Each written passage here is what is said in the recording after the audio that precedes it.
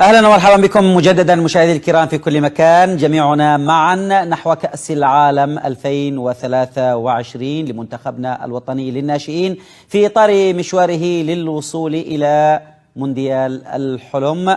هذا المونديال الذي تعول عليه الجماهير الرياضية كثيرا في رفع علم اليمن عاليا خفاقا في مختلف المحافل الدولية والقارية. منتخبنا الوطني للناشئين وصل إلى فيتنام، وهناك يخوض مباراة ودية في 10 من هذا الشهر أمام المنتخب الفيتنامي، هي البروفة الأخيرة قبيل التوجه إلى تايلاند في 12 من شهر يونيو الحالي.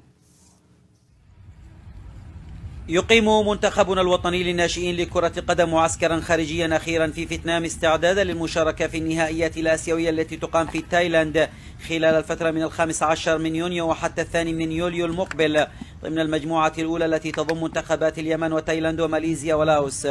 ويستمر المعسكر ل10 أيام يخوض فيها المنتخب مباريات تجريبية دولية أمام المنتخب الفيتنامي في 10 من الشهر الجاري، قبل التوجه إلى العاصمة التايلاندية بانكوك يوم 12 من الشهر ذاته. وكان المنتخب قد أقام معسكرا سابق في مدينة الدمام بالسعودية استمر ل8 أيام، خاض فيه تجربة ودية أمام المنتخب السعودي على ملعب الأمير سعود بن جلوي بالراكة، انتهت بفوز الأحمر الصغير بهدف وحيد.